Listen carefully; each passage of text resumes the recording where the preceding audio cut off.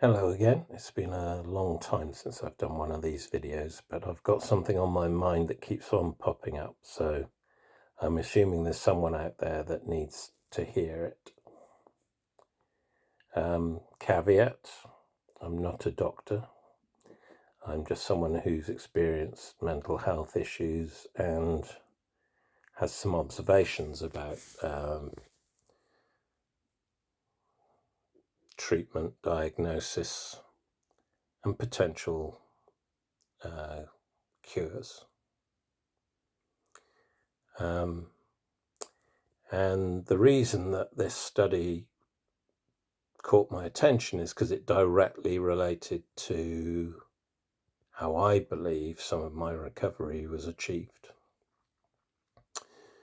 So I came across this study on YouTube that was discussing a mental health research project looking at people that had experienced various extreme traumas in their lives. And they were asked to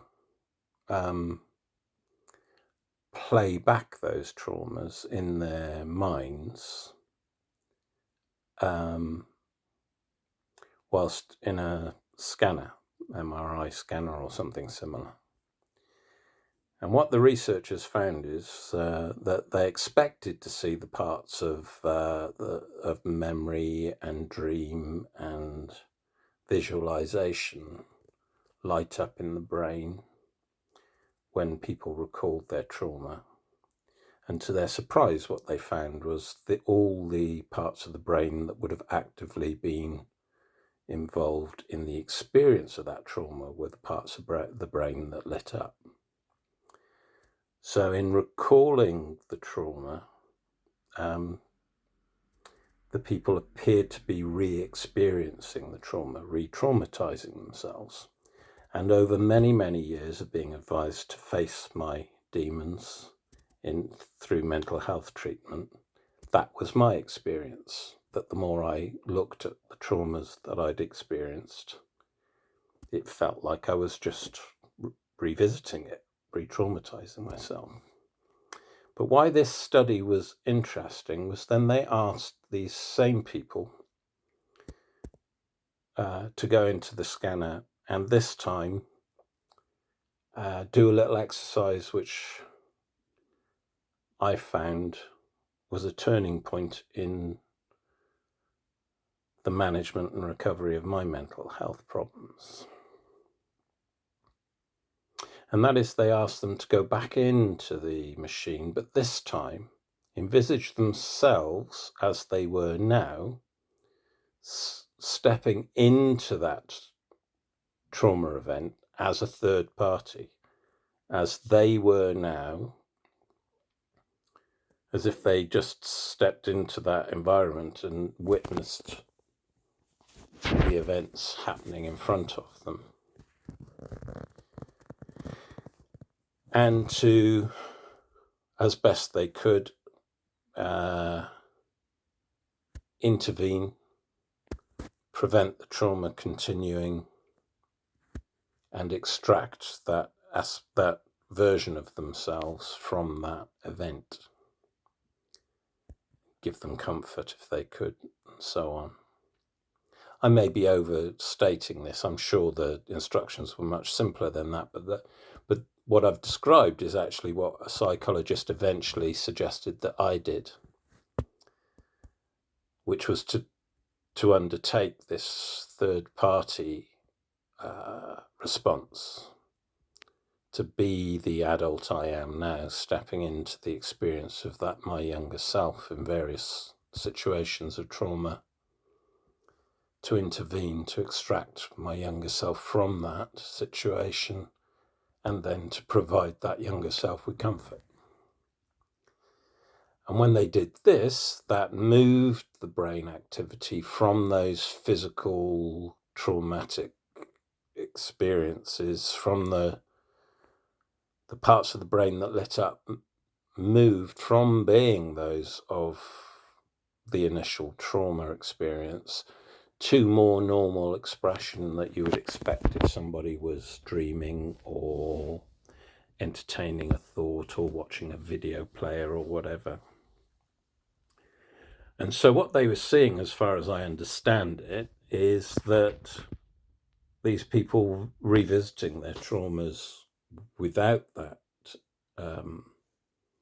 reorientation were in fact re-traumatizing themselves, but with the simple act of placing themselves there in their current personification and seeing the trauma event as external, seeing their younger selves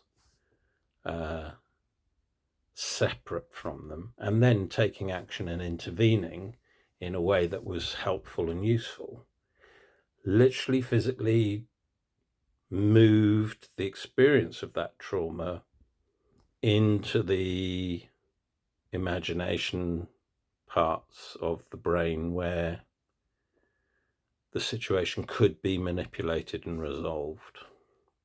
Now, I'm sure this is a very crude interpretation, but what they seem to be saying in the study correlated directly with my experience, that it was only when I was encouraged to revisit traumatic events in my life through this third-party mechanism, this way of extracting it from my immediate being and seeing my younger self separate from my current self, and then also being able to address that issue with my imagination to create outcomes that I felt were more beneficial, or at least protected that aspect of myself that I was witnessing being traumatized.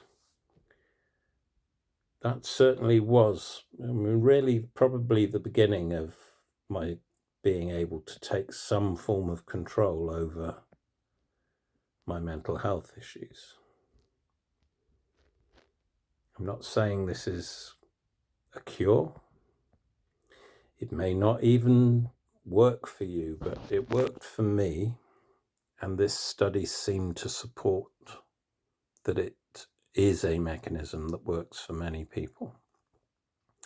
So I don't know who this was meant for. I don't know why it wouldn't leave me alone as an idea, but anyway, I've given in. I've made the video. I'll put it out there, and maybe whoever it is that needs to see it will see it, and it may be of some help to them. As I say, I'm not a doctor. I'm not offering you any medical advice. I'm just making comment on my own experience as someone with lifelong mental health issues who's been able to gain some level of control over the more extreme aspects of them. Okay, well, as I say, I hope this has been helpful, and I'll see you again. Thank you. Bye.